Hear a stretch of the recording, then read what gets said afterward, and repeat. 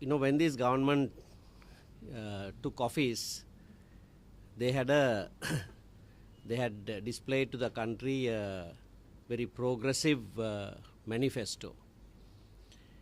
In that manifesto, the first promise to the people was to enact a new constitution. Now, there is no noise about enacting a new constitution in this almost 2 years since that manifesto was put out. In that manifesto, there is absolutely no mention of increasing the retirement age of judges. There is mention of doing away with the executive presidency, and that has been the NPP's, in fact JVP's lifelong motto to abolish the executive presidency. Now, if their first promise to the people is to bring a new constitution, why haven't they started on that for 2 years? After all, even the retirement age of judges is mentioned in the constitution. There could have been discussion as to the optimum age that must be prescribed. And then there could have been discussion on how that is to be brought into operation, whether it should be prospective, what happens to the sitting judges, etc. Unlike in the 1978 constitution, where when that constitution came in, the chambers of judges were locked and they didn't know that they were, judges. All of that happened in years passed by. If there was something urgent that had to be done, then that would have been to abolish the executive presidency.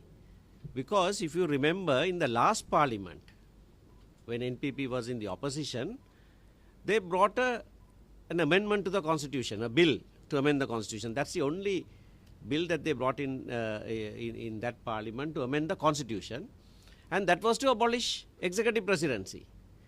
Now, if they could bring Vijitha Herath brought a private member's bill to abolish executive presidency because they thought that was an important, urgent thing to do to the constitution in the last parliament. Now they are in office. They should have brought that. If they thought something was important to amend the constitution before a new constitution was promulgated, that should have been the amendment that they should have brought. They have not done that.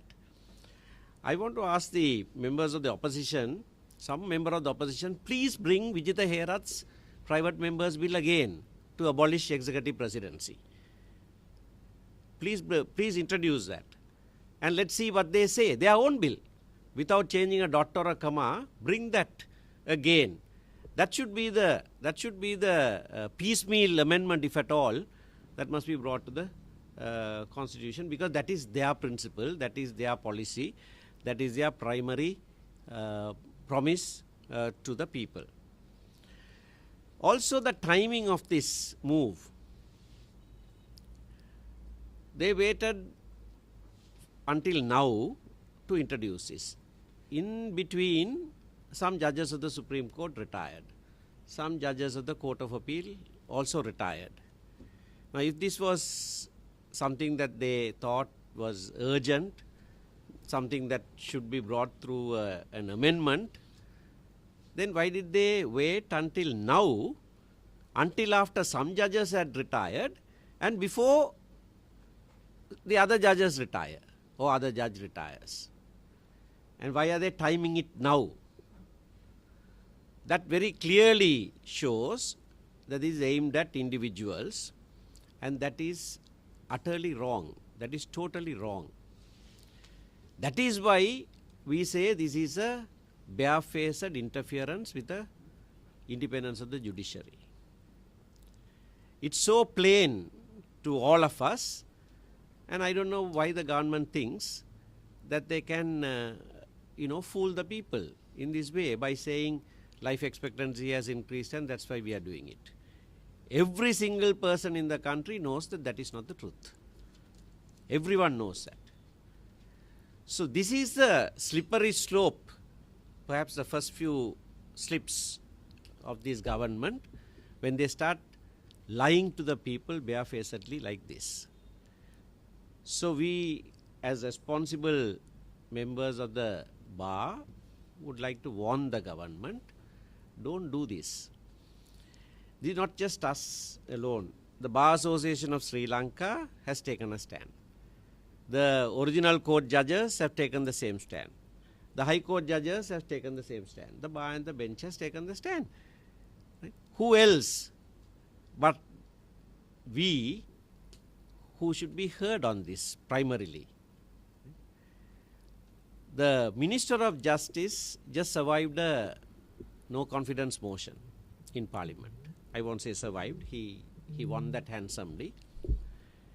But I also want to ask the Minister of Justice to resign if this bill has to be brought to Parliament. He is a member of this profession, he is a member of the life member of the Bar Association of Sri Lanka.